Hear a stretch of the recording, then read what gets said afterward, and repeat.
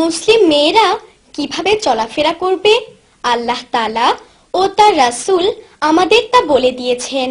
সে যখন বাইরে বের হবে তখন পর্দার সাথেই বের হবে, কারণ এ দিয়েই কে মুসলিম আর কে অমুসলিম এটা জানা যাবে। মনে রেখো, সাজতে গেলে কখনোই কপালে টিপ পড়বে না, কারণ কপাল তো আল্লাহকে সাজদা করার জন্যই তৈরি করা হয়েছে।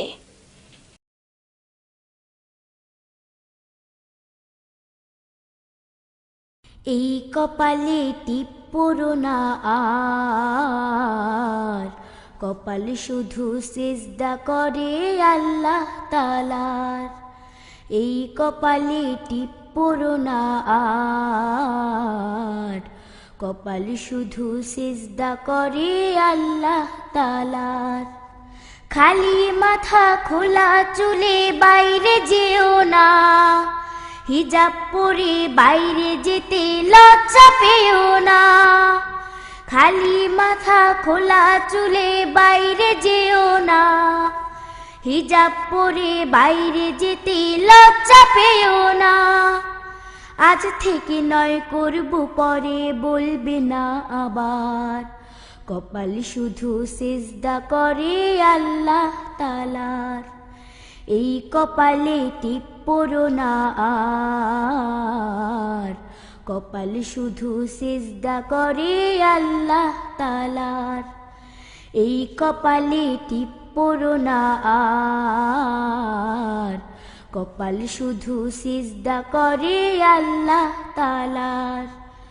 অনুগত থাকো শুধু আল্লাহ তাআলার, নবীর কথা চলবে মেনে আর বাবা ও মার। অনুগত থাকো শুধু আল্লাহ তাআলার, নবীর কথা চলবে মেনে আর বাবা ও মার। হিজাব নিজেই দেয় পরিচয় তুমি মুসলমান, হিজাব তোমার লক্ষ গুণে বাড়াবে সম্মান। হিজাব নিজেই দেয় পরিচয় তুমি মুসলমান, হিজাব তোমার লক্ষ গুণে বাড়াবে সম্মান। এখান থেকে নাও চিনে পথ জান্নাতে যাবার, কপাল শুধু সিজদা করে আল্লাহ তাআলার। এই কপালে টিপ পড়ো না আর, কপাল শুধু সিজদা করে আল্লাহ তাআলার।